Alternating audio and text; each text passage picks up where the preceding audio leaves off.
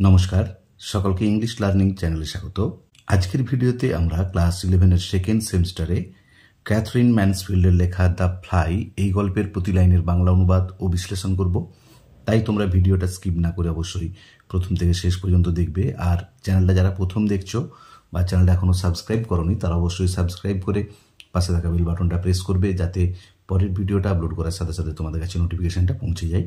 আমি already second সেমিস্টারে অনেকগুলো পিসিটি প্রতি লাইনের বাংলা অনুবাদ ও বিশ্লেষণ করে ভিডিও আপলোড করেছি। যারা সে ভিডিওগুলো দেখোনি তাদের জন্য আমি ডিসক্রিপশন বক্সে সেসব ভিডিওর লিঙ্ক দিয়ে দিয়েছি। তোমরা অবশ্যই তোমাদের সময় মতো এবং প্রয়োজন মতো দেখে নিও। চলো শুরু করা যাক। আজকের বিষয় ক্যাথরিন ম্যানসফিল্ডের লেখা দ্য ফ্লাই। দেখো, মূল গল্পটা শুরু করার আগে আমরা ক্যাথরিন ম্যানসফিল্ড সম্পর্কে একটু জেনে নিই। ক্যাথরিন ম্যানসফিল্ড ছিলেন একজন বিখ্যাত ছোট গল্প লেখিকা, যিনি নিউজিল্যান্ডের ওয়েলিংটনে একটি ওয়েলদি বেশ ধনী পরিবারে জন্মগ্রহণ করেছিলেন 1888 খ্রিস্টাব্দে। ওনার পারিবারিক পদবি ছিল বেচক্যাম্প।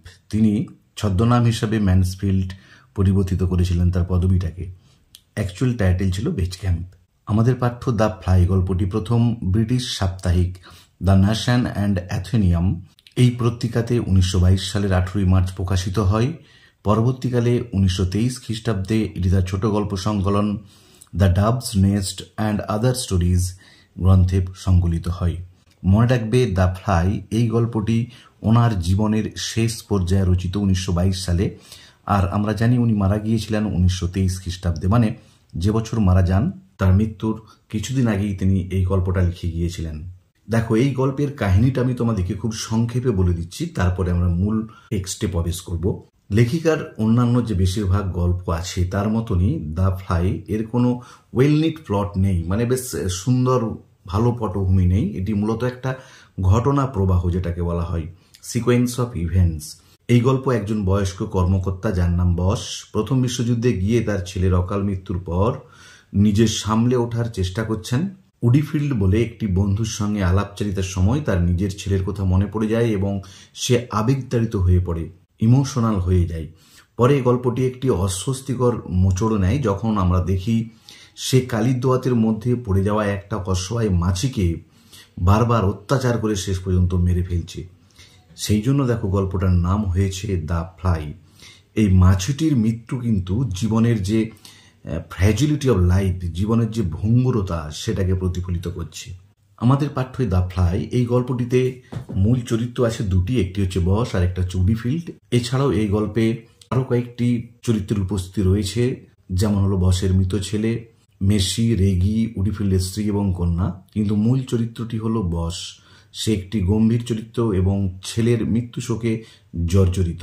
সে তার অন্তরের অন্তঃস্থল থেকে শোকের ক্ষত বহন করে চলেছে এবং এই গভীর যন্ত্রণা সে বাইরে তার বলিষ্ঠতা এবং বিলাসিতার জীবনশৈলী দিয়ে ঢেকে রেখেছে। সত্যিকারের বস হচ্ছে একটি করুণ চরিত্র। এছাড়াও দ্বিতীয় যে গুরুত্বপূর্ণ চরিত্র সেটা হচ্ছে মিস্টার উডিফিল্ড। মিস্টার উডিফিল্ড হচ্ছেন একজন বৃদ্ধ দুর্বল মানুষ, যিনি অন্যদের উপর নির্ভর করে জীবনযাপন করেন। বয়সে তিনি বসের থেকে ছোট, কিন্তু শারীরিক দিক থেকে তিনি ধ্বংসের মুখে এসে দাঁড়িয়েছেন। শারীরিক অবক্ষয় কিন্তু বসের থেকে বেশি। তার চরিত্রটি বসের চরিত্রের বৈপরীত্য হিসাবে রচিত হয়েছে এই ছোট গল্পে। এরপরে দেখো, এই গল্পে দ্য ফ্লাই নামকরণ, এটার কিন্তু একটা সিম্বল বা প্রতীকী অর্থ আছে। মাছিটি মানুষের সহনশীলতা এবং দুর্বলতার প্রতিনিধিত্ব করে। কালির ফোঁটা থেকে এর নিজেকে মুক্ত করার যে বারংবার চেষ্টা, সংগ্রাম, মানুষের কষ্টভোগ এবং প্রতিকূলতার মুখোমুখি হওয়ার মানসিকতার প্রতীক সেটা। যাই হোক, শেষ পর্যন্ত এর মৃত্যু এটাই দেখায় যে সহ্যেরও একটা সীমা রয়েছে এবং বারংবার আঘাত প্রচণ্ড দৃঢ় প্রতিজ্ঞ জীবনকেও ধ্বংস করে দিতে পারে। এরপর আমরা মূল গল্পে প্রবেশ করব। দেখো, you are very snug in here. এখানে বেশ আরামে থাকো তুমি, পাইপড ওল্ড মিস্টার উডিফিল্ড, বলে উঠল বৃদ্ধ মিস্টার উডিফিল্ড। অ্যান্ড হি পিয়ার্ড আউট, এবং সে উকি দিল of the great green leather arm chair, ওই বিরাট বড় আকারের সবুজ গদিতে মোড়া আরাম কেদারাটা থেকে, by his friend the boss's desk, যেটা তার বন্ধু বসের ডেস্কের সামনে বা পাশেই ছিল। As a baby peers out of its pram, যেমন করে একটা বাচ্চা তার ঠেলাগাড়ির ভেতর থেকে উকি দেয়। প্র্যাম মানে হচ্ছে ঠেলাগাড়ি। যে একটা বাচ্চা যেমন তার ঠেলাগাড়ির ভেতর থেকে উকি দেয়, এখানেও মিস্টার উডিফিল্ড সে তার বড় সবুজ গদিতে মোড়া আরাম কেদারাটা থেকে উকি দিয়ে বলল, এখানে বেশ আরামে থাকো তুমি। হিজ টক ওয়াজ ওভার, তার কথাবার্তা শেষ হয়ে গিয়েছিল। It was the time for him to be off, এখন তার চলে যাওয়ার সময়, বাড়ি ফিরে যাওয়ার সময়। But he did not want to go, কিন্তু তিনি যেতে চাইছিলেন না।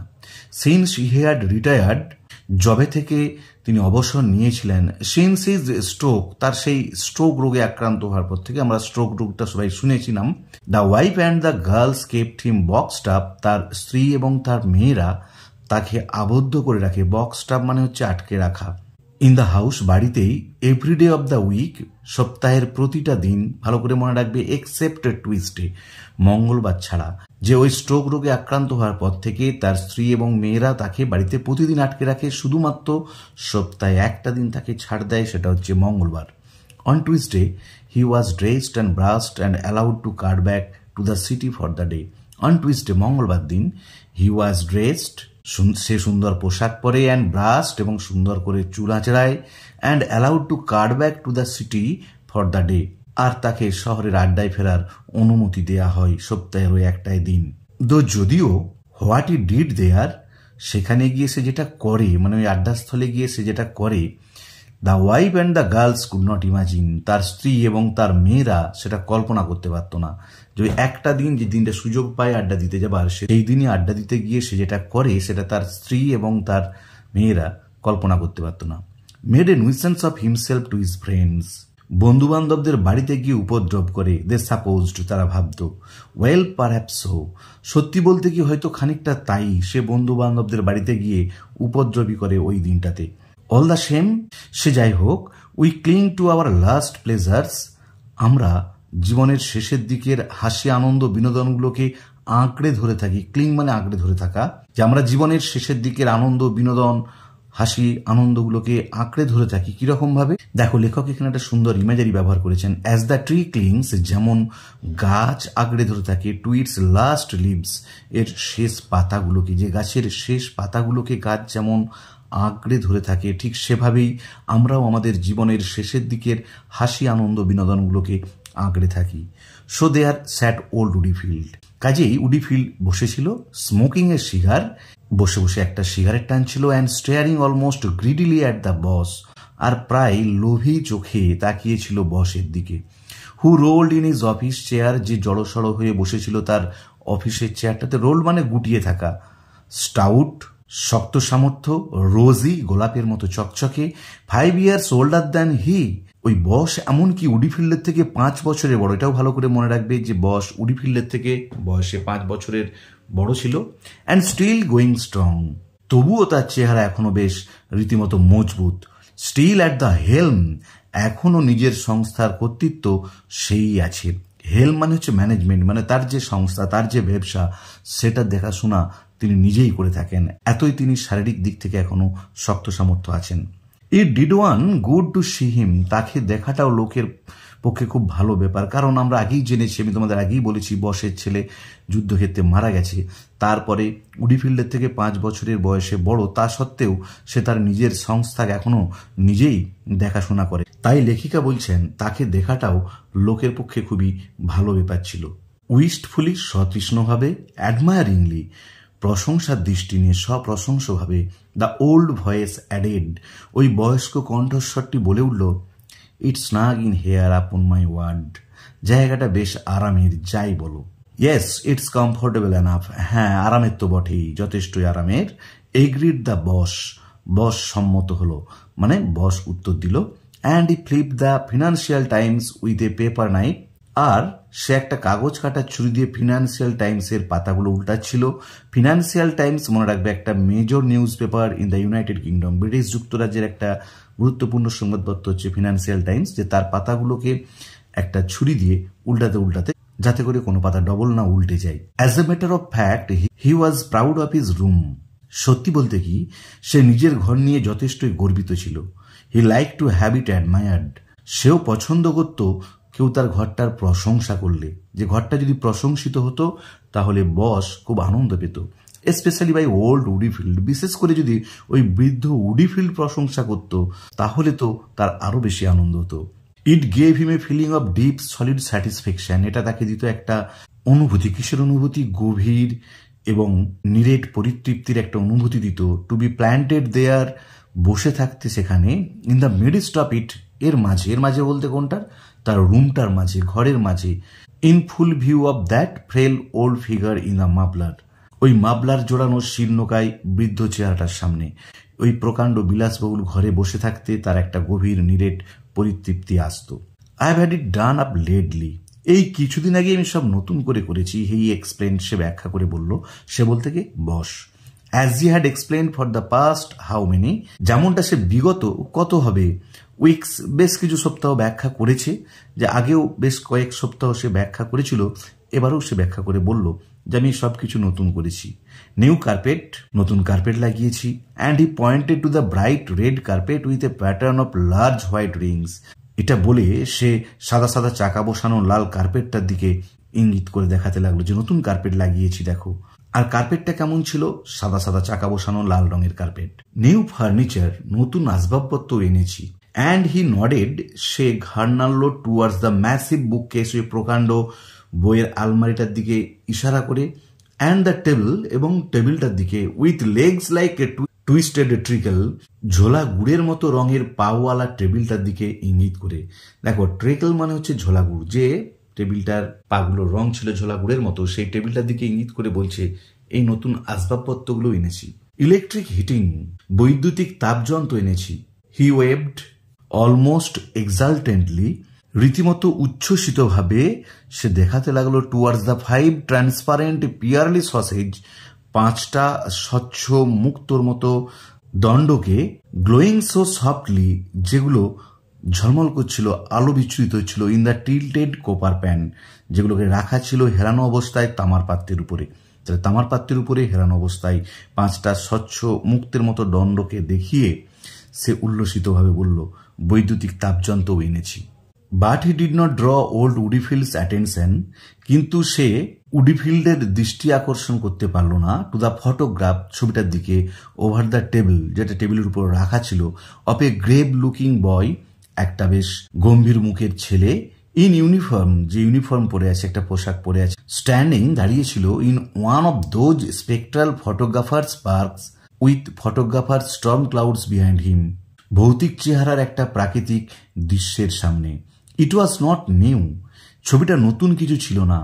It had been there for over 6 years, খুব ভালো করে মনে রাখবে, ওই ছবিটা ওখানে ওভাবেই ওভার 6 ইয়ার্স, 6 বছরেরও বেশি সময় রাখা ছিল।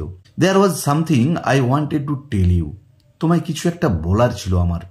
শেড ওল্ড উডিফিল্ড, বৃদ্ধ উডিফিল্ড বলে উঠল। অ্যান্ড হিজ আইজ গ্রিউ ডিম রিমেম্বারিং, আর তার চোখগুলো মৃদু হয়ে যায়, চোখগুলো যেন সরু হয়ে যায়, সেটা মনে করার চেষ্টা করে, যে তাকে কি বলবে বলতে গিয়ে ভুলে গেছে। নাও হোয়াট ওয়াজ ইট, কি ছিল বলো তো কথাটা? I had it in my mind, আমার এটা মনে ছিল, তোমাকে যেটা বলছিলাম। When I started out this morning, যখন আমি সকালে বেরোই, মানে সকালে যখন বাড়ি থেকে বেরিয়ে আসি, তখনও আমার মনে ছিল যে তোমাকে কিছু একটা আমার বলার ছিল। His hands began to tremble, তার হাতগুলো কাঁপতে শুরু করে। And patches of red showed above his beard, আর দাড়ির উপরে লালচে আভা ফুটে ওঠে। পুয়ার ওল্ড চ্যাপ, বেচারা বুড়ো, he is on his last pins, তার একদম সময় হয়ে এসেছে। থট দ্য বস ভাবতে লাগলো, লাস্ট পিনস মানে এবারে মৃত্যুর দিকে সে এগিয়ে যাচ্ছে। অ্যান্ড ফিলিং কাইন্ডলি, এবং একটু দয়া অনুভব করে, হি উইঙ্কড অ্যাট দ্য ওল্ড ম্যান, সে বয়স্ক মানুষটির দিকে তাকিয়ে চোখ টিপে, উইঙ্কড মানে চোখের ইশারা করা। অ্যান্ড সেড জোকিংলি, তারপরে মজা করে বলে, আই টেল ইউ হোয়াট, আমি একটা কথা বলি, I have got a little drop of something here that will do you good before you go out in the cold again. এই জিনিসটা এক ফোঁটা খাও, দেখবে ঠান্ডার মধ্যে বেরোনোর আগে ভালো লাগবে তোমার। ইটস এ বিউটিফুল স্টাফ, এটা একটা সুন্দর জিনিস, যে সুন্দর একটা জিনিস, এটা খাও, বাইরে যখন ঠান্ডায় তুমি বেরোবে তখন দেখবে খুব ভালো লাগবে। ইট উডন্ট হার্ট এ চাইল্ড, একটা বাচ্চারও ক্ষতি হবে না এটা খেলে। হি টুক এ কি অফ হিজ ওয়াচ চেন, তারপর সে তার ঘড়ির চেন থেকে একটা চাবি বের করলো। আনলকড এ কাপবোর্ড বিলো হিজ ডেস্ক, তার ডেস্কের নিচে একটা আলমারিকে খুললো। And drew fourth a dark squad বোতল, সেখান থেকে টেনে বার করলো একটা গাঢ় রঙের ছোটখাটো চেহারার বোতলকে।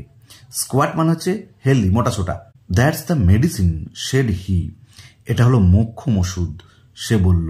And the man from whom I got it, আর যার কাছ থেকে আমি ওষুধটা পেয়েছি, told me on the strict QT, সে আমাকে খুব গোপন খবর দিয়েছিল। কিউটি মানে হচ্ছে অন দ্য কোয়াইট, গোপনে, সিক্রেটলি যেটাকে বলা হয়, সেটাকে শর্টে QT. Came from the cellars at Windsor Castle, Windsor দুর্গের ভূগর্ভস্থ ভান্ডার থেকে এটা আনা হয়েছিল। উইন্ডসোর ক্যাসেলটা হচ্ছে ইংল্যান্ডের একটা ঐতিহাসিক দুর্গ, 11শ শতাব্দীতে 11th সেঞ্চুরিতে নির্মিত হয়েছিল, মনে রাখবে Windsor Castle. Old Woodifield's mouth fell open at the sight, বুড়ো উডিফিল্ডের মুখটা হাঁ হয়ে যায় এই জিনিসটা দেখে। He could not have looked more surprised if the boss had produced a rabbit, boss যদি বাতাস থেকে একটা খরগোশ তৈরি করতো, মানে যেটাকে জাদু বলা হয়, জাদু দেখিয়ে যদি একটা খরগোশ আনতো, তাহলেও বোধ হয় সে এর থেকে বেশি অবাক হতো না, এর থেকে বেশি বিস্মিত হতো না। It's whisky aren't it, he piped feebly, সে দুর্বলভাবে বলল, হুইস্কি ওটা, তাই না? The boss turn the bottle and lovingly showed him the label, boss বোতলটা ঘুরিয়ে খুব ভালোবেসে তাকে লেবেলটা দেখায়। হুইস্কি ইট ওয়াজ, হ্যাঁ হুইস্কি বটে। দেখো, ভিডিওটা অনেকটা লেন্দি হয়ে যাওয়ার জন্য আজকে আমরা পেজ নম্বর 94 পর্যন্ত প্রতি লাইনের বাংলা অনুবাদ ও বিশ্লেষণ করলাম। পরের ভিডিওতে দ্য ফ্লাই গল্পের বাকি অংশটুকুর প্রতি লাইনের বাংলা অনুবাদ ও বিশ্লেষণ করব। ভিডিওটা ভালো লাগলে তোমরা অবশ্যই লাইক করবে, বন্ধুদের মধ্যে শেয়ার করবে এবং কমেন্ট করে জানাবে। আর চ্যানেলটা যারা প্রথম দেখছো অবশ্যই সাবস্ক্রাইব করে পাশে থাকা বেল বাটনটা প্রেস করবে, যাতে পরের ভিডিওটা আপলোড করার সাথে সাথে তোমাদের কাছে নোটিফিকেশনটা পৌঁছে যায়। আমি ক্লাস 11-এর সেকেন্ড সেমিস্টারের ইম্পর্টেন্ট যে প্রশ্ন উত্তরগুলো তোমাদেরকে ফাইনাল পরীক্ষার জন্য প্রস্তুত করতে হবে, তা নিয়েও ডিটেলস আলোচনা করে পরপর ভিডিও আপলোড করে যাব। তোমরা অবশ্যই চ্যানেলটা ফলো করবে। ভালো থেকো সবাই, ধন্যবাদ।